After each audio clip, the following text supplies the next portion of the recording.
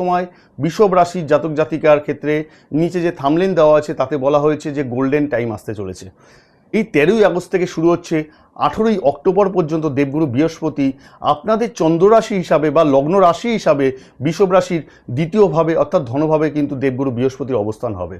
এরপর সেকেন্ড সেশনে আমরা দেখতে পাবো সেটা হলো এই 18ই অক্টোবর থেকে 5 ডিসেম্বর পর্যন্ত এই 2025 সালে আমরা দেখতে পাবো দেবগুরু বৃহস্পতি তার গোচর পরিবর্তন করবে এবং সেই গোচর পরিবর্তন করে মিথুন রাশি থেকে তার পরের রাশি অর্থাৎ কর্কট রাশিতে চন্দ্রমার ঘরে বাস করবে দেবগুরু বৃহস্পতি, উচ্চ অবস্থায় বাস করবে। এরপর আমরা দেখব পুনরায় দেবগুরু বৃহস্পতি 5ই ডিসেম্বর থেকে 18ই জুন পর্যন্ত 2026 সাল, তখন কি হবে, আবার পুনরায় এক ঘর পেছনে মিথুন রাশি বুধের ঘরে কিন্তু আবার চলে আসবে। তাহলে এই তিনটে সেশন নিয়ে আজকে কিন্তু আলোচনা। তাই প্রথম আমরা যেই আলোচনাটা করব সেটা হলো এই 13ই আগস্ট থেকে অর্থাৎ আজকের দিন থেকে শুরু করে দেবগুরু বৃহস্পতির যে অবস্থান থাকবে সেটা থাকবে ধনভাবে। তাহলে ধনভাবে যখন থাকবে তখন সেই হাউসটাকে প্রভাবিত করবে।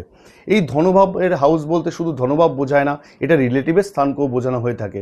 অর্থাৎ এই সময় দেখা যাবে যে দেবগুরু বৃহস্পতি যখন ধনভাবে থাকছে, ধন কিন্তু আপনার বৃদ্ধি পাচ্ছে, বিভিন্ন জায়গা থেকে ব্যবসা উন্নতি হচ্ছে, ডেলি ইনকাম বৃদ্ধি পাচ্ছে, বিভিন্ন সোর্স থেকে আপনার কিন্তু ধন আসতে শুরু করেছে। কারণ এই যে ঘর অর্থাৎ বুধের ঘর, মিথুন রাশির ঘর, তাহলে বুধ আমরা প্রত্যেকেই জানি বুধ কিন্তু ব্যবসা, বুধ কিন্তু বাণী। তাহলে যে ব্যবসা, আবার আরেক দিক দিয়ে দেবগুরু বৃহস্পতি জ্ঞানের কারক গ্রহ, তাহলে জ্ঞানের মাধ্যমে যে জ্ঞান আমি অর্জন করেছি তার মাধ্যমে যে বাণী দিচ্ছি তার মাধ্যমে কিন্তু আয় উন্নতি হবে অর্থাৎ ধনলাভ হবে। তাহলে কি লক্ষ্য করা যাবে, যারা পেশাগতভাবে যারা টিচারি করছেন বা যারা সেলসে কাজ করছেন, যা প্রফেসরি করছেন বা যারা মুখে কথা বলে ইনকাম করতে চাইছেন বাণী দিয়ে অর্থাৎ জ্ঞান অর্জন করেছেন তার মাধ্যমে বাণী প্রকাশ করে তার মাধ্যমে কিন্তু ধন প্রাপ্তির যোগ লক্ষ্য করা যাচ্ছে।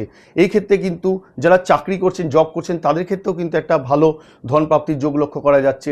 এর পাশাপাশি যেটা দেখা যাবে যে রিলেটিভের স্থান, এই সময় কিন্তু দেবগুরু বৃহস্পতি বৃদ্ধি কারক গ্রহ বলা হয়ে থাকে, অর্থাৎ রিলেটিভকে বাড়াবে। এই সময় মাঙ্গলিক ক্রিয়া সম্পূর্ণ হবে, এই সময় আপনাদের বাড়িতে সন্তান আসতে পারে, বিবাহ কাজ সম্পূর্ণ হতে পারে, বিবাহ কাজ সম্পূর্ণ হলে অটোমেটিক্যালি আপনাদের রিলেটিভের সার্কেল বাড়বে এবং বিভিন্ন বন্ধুবান্ধবের সার্কেল বাড়বে, অর্থাৎ আত্মীয় পরিজনের কিন্তু সার্কেল এই সময় বৃদ্ধি পাবে। এই সময় এই স্থানটাকে বাণীর স্থান বলা হয়ে থাকে। এই সময় কিন্তু বাণীর মাধ্যমে আপনি যে কোনো মানুষের মন জয় করতে পারবেন, আপনার বাণীর মাধ্যমে সকলে কিন্তু প্রভাবিত হবে, আপনার বাণীর মাধ্যমে অর্থনৈতিক কাঠামো আপনার বৃদ্ধি পাবে, যেই কথা আপনি বলছেন সেই কথা সকলের মধ্যে গ্রহণযোগ্যতা আসবে, সেক্ষেত্রে সকলে আপনাকে অ্যাপ্রিসিয়েট করবে আপনার কথার জন্য। এই সময় বাণী কিন্তু আপনার ঠিকঠাক হবে।